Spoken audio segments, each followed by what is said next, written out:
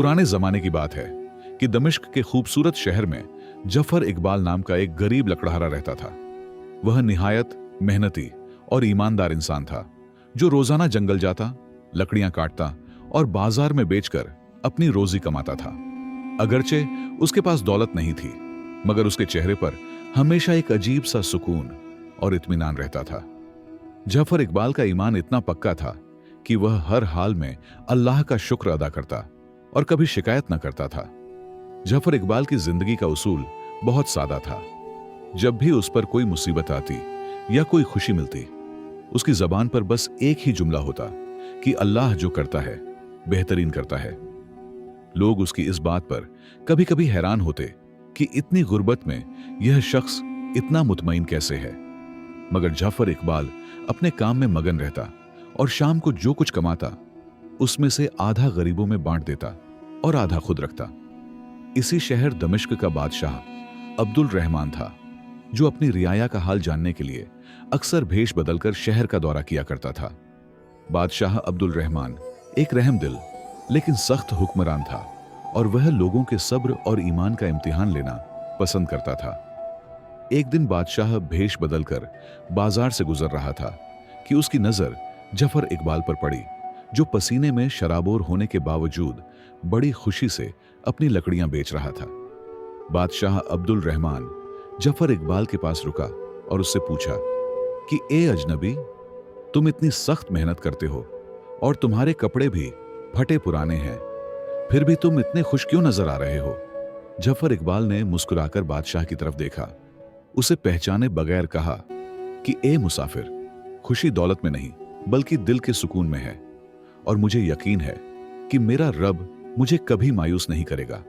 बादशाह ने मजीद कुरेदा और पूछा कि अगर कल तुम्हें रोजी न मिले और तुम्हारे पास खाने को कुछ ना हो तो तुम क्या करोगे? जफर इकबाल ने बड़े अदब से जवाब दिया कि जिसने मुझे आज खिलाया है वह मुझे कल भी खिलाएगा। मेरा काम सिर्फ कोशिश करना है, नतीजा अल्लाह के हाथ में है, और यकीनन अल्लाह जो करता है वह अपने बंदे के हक में बेहतरीन ही करता है। जफर इकबाल की यह बातें सुनकर बादशाह अब्दुल रहमान गहरी सोच में पड़ गया। उसने सोचा कि यह शख्स सिर्फ बातों का धनी है या वाकई इसका तवक्कल इतना मजबूत है। बादशाह के दिल में ख्याल आया कि क्यों ना इस लकड़हारे का इम्तिहान लिया जाए और देखा जाए कि जब इसके जराए बंद हो जाएंगे तो क्या यह तब भी यही कहेगा कि अल्लाह बेहतरीन करता है। बादशाह अब्दुल रहमान वापस अपने महल पहुंचा और अपने वजीर को तलब किया। बादशाह ने वजीर को हुक्म दिया कि कल पूरे शहर में मुनादी करा दी जाए कि अगले हुक्म तक कोई भी लकड़हारा जंगल से लकड़ियां काटकर शहर में नहीं बेच सकता। यह हुक्म सुनकर वजीर हैरान हुआ, मगर बादशाह का हुक्म अटल था। बादशाह यह देखना चाहता था कि जब जफर इकबाल का कारोबार बंद होगा तो वह क्या करेगा। अगली सुबह जब सूरज निकला तो जफर इकबाल अपनी कुल्हाड़ी कंधे पर रखकर रोजाना की तरह बाजार की तरफ चल पड़ा। अभी वह शहर के दरवाजे पर पहुंचा ही था कि शाही सिपाहियों ने उसे रोक लिया। सिपाहियों ने उसे बताया कि बादशाह अब्दुल रहमान के हुक्म के मुताबिक आज से लकड़ियां बेचने पर सख्त पाबंदी लगा दी गई है। जफर इकबाल यह सुनकर एक लम्हे के लिए रुक गया, मगर परेशान नहीं हुआ। आम इंसान होता तो शायद गुस्सा करता या रोता धोता, लेकिन जफर इकबाल ने आसमान की तरफ देखा और मुस्कुरा दिया। उसने सिपाहियों से लड़ने की बजाय अपनी कुल्हाड़ी वापस रखी और कहा कि कोई बात नहीं, अगर अल्लाह ने मेरा लकड़ी का रिस्क रोका है तो यकीनन उसने मेरे लिए कोई और दरवाजा खोला होगा, क्योंकि अल्लाह जो करता है बेहतरीन करता है। यह कहकर वह वापस मुड़ गया। जफर इकबाल बाजार के दूसरे हिस्से की तरफ निकल गया ताकि कोई और मजदूरी तलाश कर सके। वह जानता था कि खाली बैठने से रिस्क नहीं मिलेगा। चलते चलते उसकी नजर एक कुम्हार की दुकान पर पड़ी, जहां बहुत ज्यादा काम था। जफर इकबाल ने सोचा कि शायद आज मेरी रोजी यहीं लिखी है। उसे मालूम नहीं था कि यह उसके इम्तिहान की सिर्फ शुरुआत है और बादशाह की बेटी आमिना का जिक्र भी जल्द आने वाला है। जफर इकबाल कुम्हार की दुकान पर पहुंचा और उससे काम मांगा। कुम्हार ने उसकी मजबूत जिसामत, शरीर देखकर उसे मिट्टी गूंथने का काम दे दिया। यह लकड़ियां काटने से ज्यादा मशक्कत तलब काम था, क्योंकि गीली मिट्टी भारी होती है और उसे तैयार करने में बहुत ताकत लगती है। लेकिन जफर इकबाल ने उफ तक न की और सारा दिन पसीना बहाकर पूरी ईमानदारी से अपना काम मुकम्मल किया और अल्लाह का शुक्र अदा करता रहा। शाम हुई तो कुम्हार ने उसे उसकी मेहनत की उजरत दी। जफर इकबाल वह पैसे लेकर बाजार गया, खाने का सामान खरीदा और हमेशा की तरह आधा खाना गरीबों में बांट दिया और बाकी लेकर घर गया। रात को जब वह खाना खा रहा था तो उसने फिर वही जुमला दोहराया कि अल्लाह जो करता है बेहतरीन करता है। उसे यकीन था कि लकड़ी का काम बंद होना भी किसी बेहतरी का सबब था। इधर बादशाह अब्दुल रहमान को महल में चैन नहीं आ रहा था। वह यह जानने के लिए बेताब था कि लकड़ियां बेचने की पाबंदी के बाद जफर इकबाल का क्या हाल है। बादशाह ने दोबारा अपना भेष बदल लिया और जफर इकबाल के घर की खिड़की के पास जाकर खड़ा हो गया। अंदर से आती हुई खाने की खुशबू और जफर इकबाल के इत्मीनान भरी बातें सुनकर बादशाह हक्का बक्का रह गया। बादशाह ने दरवाजा खटखटाया और अंदर दाखिल होकर पूछा कि ये शख्स, आज तो लकड़ियां बेचना मना था, फिर तुमने यह इंतजाम कैसे किया? जफर इकबाल ने मुस्कुराते हुए बताया कि जब एक रास्ता बंद होता है तो अल्लाह दूसरा खोल देता है। आज मैंने कुम्हार के पास मजदूरी की और अल्लाह ने मुझे पहले से भी ज्यादा रिज़्क अता किया है। बादशाह खामोशी से सुनता रहा और फिर वहां से चला गया। अगले दिन बादशाह अब्दुल रहमान ने दरबार लगाया और वजीर को एक नया और अजीब हुक्म दिया। बादशाह ने कहा कि आज ही पूरे शहर में यह ऐलान करवा दिया जाए कि कुम्हारों का काम बंद कर दिया गया है और कोई भी शख्स मिट्टी के बर्तन नहीं बनाएगा, न ही किसी मजदूर से मिट्टी गुंधवाएगा। वजीर बादशाह के इस अजीब हुक्म पर परेशान तो हुआ, लेकिन वह बादशाह के इरादे से बेखबर था, इसलिए हुक्म बजा लाया। सुबह सवेरे जफर इकबाल बड़ी उम्मीद के साथ कुम्हार की दुकान पर पहुंचा तो देखा कि दुकान बंद है और कुम्हार बाहर उदास बैठा है। कुम्हार ने जफर को बताया कि बादशाह ने आज से कुम्हारों के काम पर भी पाबंदी लगा दी है। जफर इकबाल ने एक लम्हे के लिए सोचा और फिर मुस्कुराकर कहा कि घबराओ मत, अल्लाह जो करता है बेहतरीन करता है, यकीनन इसमें भी कोई भलाई होगी। जफर इकबाल वहां से हटकर दोबारा शहर की गलियों में काम की तलाश में निकल खड़ा हुआ। वह जानता था कि मायूसी कुफ्र है, इसलिए वह हिम्मत हारने वाला नहीं था। चलते चलते वह शाही किले के करीब पहुंचा, जहां सिपाहियों की एक टुकड़ी खड़ी थी। वहां उसे मालूम हुआ कि आज रात पहरेदारी के लिए एक आरजी सिपाही की जरूरत है, जो पूरी रात जागकर पहरा दे सके। जफर इकबाल ने फौरन खुद को इस काम के लिए पेश कर दिया। सिपाहियों के अफसर ने इसका कद काठ और मजबूती देखी तो उसे फौरन नौकरी पर रख लिया। अफसर ने उसे एक सरकारी तलवार और वर्दी दी और कहा कि आज रात तुम शहर के चौक में पहरा दोगे। जफर इकबाल बहुत खुश हुआ कि अल्लाह ने उसे लकड़हारे और मजदूर से उठाकर सिपाही के रुतबे पर फाइज कर दिया। रात भर जफर इकबाल ने पूरी मुस्तैदी से पहरा दिया। सुबह हुई तो उसे उसकी उजरत मिली, जो पिछले कामों से कहीं ज्यादा थी। वह बहुत खुश हुआ और हस्बे मामूल आधी रकम खैरात की और बाकी से अपने घर वालों के लिए बेहतरीन खाना लेकर गया। उसने अल्लाह का शुक्र अदा किया कि अगर पुराने काम बंद न होते तो उसे यह इज्जत वाली नौकरी और इतना अच्छा रिज्क कभी न मिलता। बादशाह अब्दुल रहमान फिर भेष बदल कर आया और जफर इकबाल को पहले से भी ज्यादा खुशहाल देखा तो हैरत की इंतहा न रही। जब उसे मालूम हुआ कि जफर अब सिपाही बन चुका है और उसे सरकारी तलवार मिल गई है, तो बादशाह के जहन में एक और सख्त इम्तिहान का ख्याल आया। बादशाह ने सोचा कि अब इसे ऐसी मुश्किल में डालूंगा जहां इसका यह यकीन डगमगा जाए कि अल्लाह बेहतरीन करता है। बादशाह अब्दुल रहमान महल पहुंचा तो उसे चैन नहीं आ रहा था। उसने सोचा कि जफर इकबाल हर मुश्किल का हल निकाल लेता है। बादशाह ने फैसला किया कि वह अब ऐसा वार करेगा कि जफर के पास बचने का कोई रास्ता नहीं रहेगा। उसने सिपाहियों के अफसर को बुलाकर हुक्म दिया कि आज किसी भी सिपाही को उसकी तनख्वाह न दी जाए। शाम हुई तो तमाम सिपाही अपनी उजरत लेने अफसर के पास गए, लेकिन अफसर ने बादशाह के हुक्म पर सबको खाली हाथ लौटा दिया। जफर इकबाल भी वहां मौजूद था। उसे आज उम्मीद थी कि पैसे मिलेंगे तो वह गरीबों का पेट भरेगा और खुद खाएगा, लेकिन उसे एक पैसा भी न मिला। जफर फिर भी मुस्कुराया और सब्र किया। जफर इकबाल खाली जेब बाजार में खड़ा सोच रहा था कि अब क्या करे। घर में खाने को कुछ न था और वह अपनी आदत के मुताबिक खैरात भी करना चाहता था। अचानक उसकी नजर अपनी कमर से लटकी हुई कीमती शाही तलवार पर पड़ी। उसके जहन में एक तरकीब आई और उसने आसमान की तरफ देखकर अल्लाह का शुक्र अदा किया। जफर इकबाल सीधा एक लोहार की दुकान पर गया जो पुरानी चीजें गिरवी रखता था। उसने म्यान से तलवार निकाली और लोहार से कहा कि यह लोहे का फल रख लो और मुझे कुछ पैसे उधार दे दो। मैं जब तनख्वाह मिलेगी तो यह वापस ले लूंगा। लोहार ने उसे पैसे दे दिए और लोहे का फल अपने पास रख लिया। अब जफर इकबाल के पास सिर्फ खाली म्यान रह गई थी। उसने फौरन लकड़ी के एक मजबूत टुकड़े को तराश कर बिल्कुल तलवार की शक्ल दी और उसे खामोशी से म्यान के अंदर डाल दिया। बजाहिर देखने में ऐसा लगता था कि उसके पास असली तलवार मौजूद है, लेकिन अंदर लोहे की जगह सिर्फ लकड़ी का एक टुकड़ा छुपा हुआ था। जफर इकबाल ने उन पैसों से खाना खरीदा और हस्बे मामूल आधा खाना गरीबों में बांट दिया और बाकी लेकर घर चला गया। उसने घर जाकर इत्मीनान से खाना खाया और कहा, अल्लाह जो करता है बेहतरीन करता है। उसे जरा भी डर नहीं था कि अगर किसी ने तलवार चेक कर ली तो कानून के मुताबिक उसका सर कलम हो जाएगा।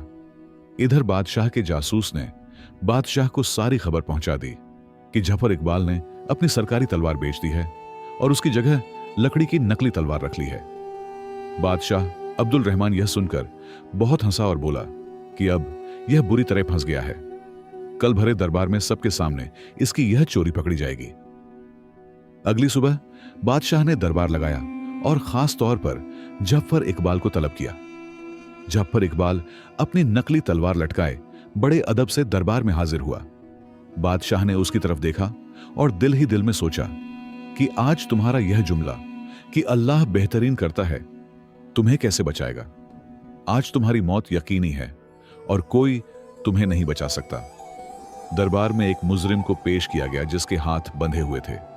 बादशाह ने जफर इकबाल को हुक्म दिया कि ए सिपाही, आगे बढ़ो और अपनी तलवार से इस मुजरिम का सर तन से जुदा कर दो। यह हुक्म सुनकर दरबारी सहम गए, क्योंकि बादशाह का इरादा था कि जैसे ही जफर तलवार निकालेगा उसकी लकड़ी की तलवार सबके सामने आ जाएगी। जफर इकबाल एक लम्हे के लिए ठिठक गया। वह जानता था कि उसकी म्यान में लकड़ी की तलवार है जिससे सर नहीं कट सकता। अगर वह तलवार निकालता तो सबको पता चल जाता कि उसने सरकारी माल बेचा है और उसकी सजा मौत होती। यह एक इंतहाई नाजुक घड़ी थी और बादशाह की बेटी शहजादी आमिना भी वहीं बैठी यह सब देख रही थी। जफर इकबाल मुजरिम के करीब पहुंचा। दरबार में खौफनाक सन्नाटा छाया हुआ था। बादशाह की नजरें तलवार के दस्ते पर जमी हुई थीं और वह मुस्कुरा रहा था। शहजादी आमिना भी पर्दे के पीछे से बड़ी दिलचस्पी से देख रही थी कि अब क्या होगा। जफर इकबाल ने एक लम्हे के लिए अपनी आंखें बंद की और दिल ही दिल में अल्लाह को पुकारा कि ए मालिक, आज मेरी इज्जत तेरे हाथ में है। जफर इकबाल ने अपना मजबूत हाथ तलवार के दस्ते पर रखा। उसे मालूम था कि अगर उसने खामोशी से सीधी तलवार निकाली तो उसकी चोरी पकड़ी जाएगी और बादशाह उसे धोखाधड़ी के जुर्म में कत्ल करवा देगा। लेकिन उसका दिमाग खौफ की वजह से बंद नहीं हुआ था, बल्कि उसके पक्के ईमान ने उसे एक ऐसी शानदार तरकीब सुझाई जो कोई आम इंसान सोच भी नहीं सकता था। जफर इकबाल ने एकदम हाथ रोका और बुलंद आवाज में बादशाह से मुखातिब होकर कहा, जहां पनाह, आपका हुक्म सर आंखों पर। मैं इस मुजरिम का सर अभी कलम कर देता हूं, लेकिन सर काटने से पहले मैं अपने रब से एक दुआ करना चाहता हूं। बादशाह हैरान हुआ। उसे लगा कि जफर अब बहाने बना रहा है ताकि वह सजा से बच सके। जफर इकबाल ने अपने दोनों हाथ आसमान की तरफ उठाए और तमाम दरबारियों के सामने ऊंची आवाज में दुआ मांगी। ए जमीनो आसमान के मालिक, तू दिलों के भेद जानता है। तुझे मालूम है कि यह कैदी शख्स गनेहगार है या बेगुनाह। अगर यह वाकई मुजरिम है और कत्ल का हकदार है तो मेरी यह तलवार लोहे की ही रहे और इसका सर तन से जुदा कर दे। फिर जफर ने एक गहरा सांस लिया और अपनी दुआ का दूसरा हिस्सा कहा, जिसने सबको चौंका दिया। उसने कहा, लेकिन ए मेरे रब, अगर यह शख्स बेगुनाह है और इस पर झूठा इल्जाम लगाया गया है, तो मेरी इस चमकती हुई फौलादी तलवार को फौरन लकड़ी में तब्दील कर दे, ताकि एक बेगुनाह की जान बच जाए और तेरी कुदरत जाहिर हो जाए। बादशाह अब्दुल रहमान यह सुनकर हक्का बक्का रह गया। यह तो वह जबरदस्त चाल थी जिसका बादशाह के पास इस वक्त कोई तोड़ नहीं था। अगर तलवार लकड़ी की निकलती है तो लोग उसे अल्लाह का मौजा समझेंगे और जफर बच जाएगा। बादशाह अभी सोच ही रहा था कि जफर इकबाल ने अल्लाहू अकबर का नारा लगाया और पूरी कुव्वत के साथ एक ही झटके में म्यान से तलवार बाहर निकाल ली। जैसे ही तलवार बाहर आई, दरबार में मौजूद हर शख्स की आंखें हैरत से फटी की फटी रह गईं। जफर इकबाल के हाथ में वाकई लकड़ी की तलवार थी। तमाम दरबारी और सिपाही जोर जोर से पुकार उठे कि मौजज़ा हो गया, मौजज़ा हो गया। अल्लाह ने लोहे को लकड़ी बना दिया, क्योंकि यह कैदी बेगुनाह था। जफर इकबाल का चेहरा सुकून से तमतमाने लगा। इस तरह जफर इकबाल ने अपनी दानिशमंदी और अल्लाह पर अटूट तवक्कल की बदौलत न सिर्फ अपनी जान बचाई, बल्कि उस कैदी की जान भी बचा ली। जफर ने बादशाह की तरफ देखा और बड़े अदब से तलवार वापस म्यान में डाल दी। वह जानता था कि बादशाह हकीकत जानता है, लेकिन अल्लाह ने आज भरे दरबार में बादशाह के सामने उसका भरम और इज्जत रख ली थी। बादशाह अब्दुल रहमान अपनी शाही कुर्सी से उठ खड़ा हुआ। वह समझ गया कि जफर इकबाल कोई मामूली इंसान नहीं है। जिस शख्स का यकीन इतना पक्का हो कि वह लकड़ी की तलवार के सहारे मौत के मुंह से निकल आए, उसे शिकस्त देना नामुमकिन है। बादशाह के दिल में जफर के लिए इज्जत और भी बढ़ गई और उसका सारा गुस्सा खत्म हो गया। बादशाह ने उस कैदी को फौरन रिहा करने का हुक्म दिया, क्योंकि अब वह उसे सजा नहीं दे सकता था, वरना लोग उसे जुल्म समझते। बादशाह ने दरबार बर्खास्त किया और जफर इकबाल को अपने निजी कमरे में बुलाया। बादशाह अब्दुल रहमान ने जफर इकबाल को अपने पास बिठाया और मुस्कुराकर कहा कि ए नौजवान, मैं जानता हूं कि तुम्हारी तलवार लकड़ी की क्यों थी। मैंने ही जानबूझकर सिपाहियों की तनख्वाह रोकी थी ताकि तुम्हारा इम्तिहान ले सकूं, लेकिन तुमने अपनी जहानत और अल्लाह पर कामिल यकीन से मुझे शिकस्त दे दी है। मैं तुम्हारे इस तवक्कल का कायल हो गया हूं। जफर इकबाल ने आजिजी से सर झुकाया और कहा कि बादशाह सलामत, इंसान सिर्फ तदबीर करता है, लेकिन तकदीर अल्लाह के हाथ में है। जब आपने मेरे रास्ते बंद किए तो अल्लाह ने नए रास्ते खोल दिए। मुझे यकीन था कि अगर मैं सच्चा हूं तो मेरा रब मुझे कभी रुस्वा नहीं करेगा। यही यकीन मेरी सबसे बड़ी ताकत और असली दौलत है। बादशाह ने महसूस किया कि उसके पास दुनिया की हर नेमत और ताकत है, लेकिन वह सुकून नहीं जो इस गरीब लकड़हारे के पास है। बादशाह को समझ आ गई कि जफर इकबाल जैसा ईमान वाला शख्स ही सबसे बेहतरीन और ताकतवर इंसान है। बादशाह के दिल में एक ख्याल आया कि क्यों ना अपनी इकलौती बेटी शहजादी आमिना का निकाह इस नेक इंसान से कर दे। शहजादी आमिना बादशाह की बहुत लाडली, समझदार और नेक बेटी थी।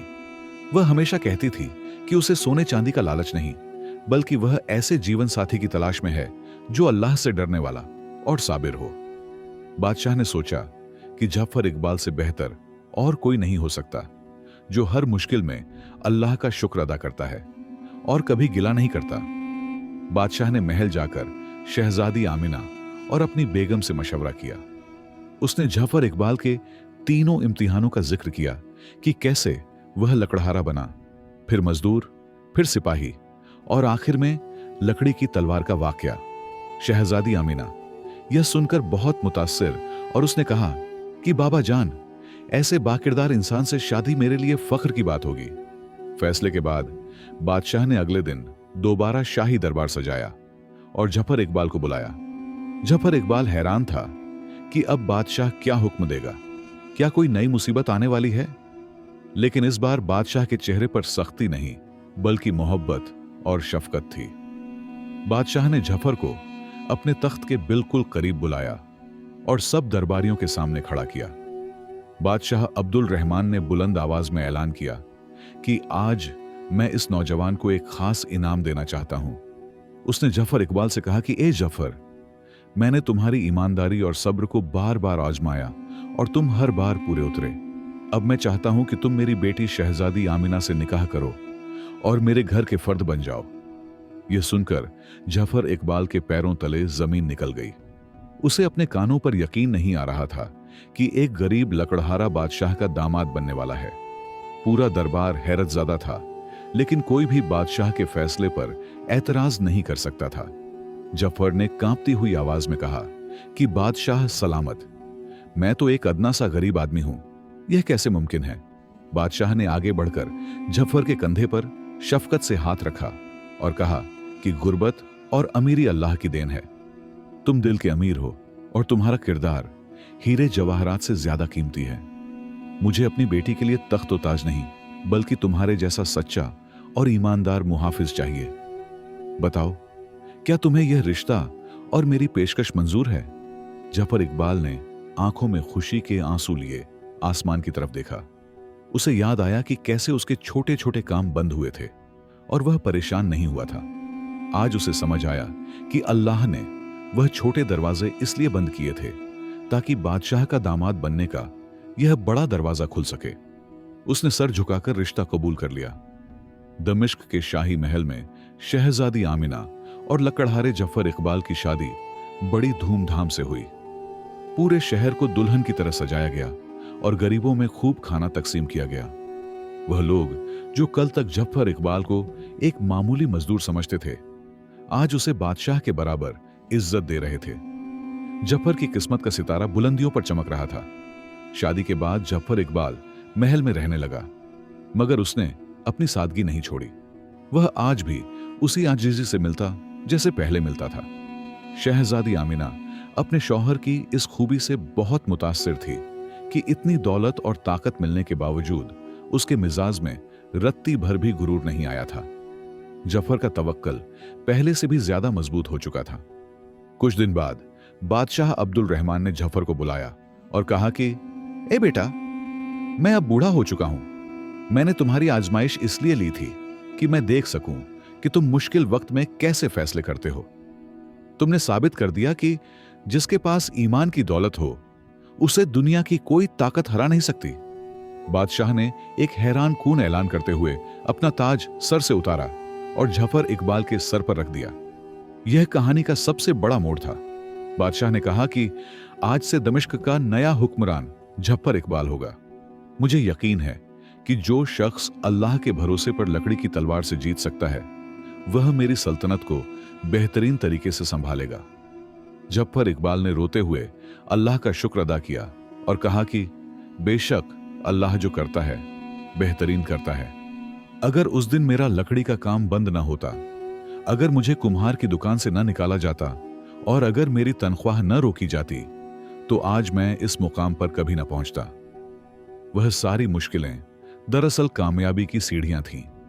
नए बादशाह जफर इकबाल ने हुक्म दिया कि इस लकड़ी की तलवार को हमेशा के लिए दरबार की दीवार पर सजा दिया जाए, ताकि आने वाली नस्लें इसे देखकर सबक हासिल करें। यह तलवार हमेशा याद दिलाती रहेगी कि इंसान की असली ताकत लोहे या हथियार में नहीं, बल्कि उसके यकीन, नीयत की सफाई और अल्लाह पर भरोसे में होती है।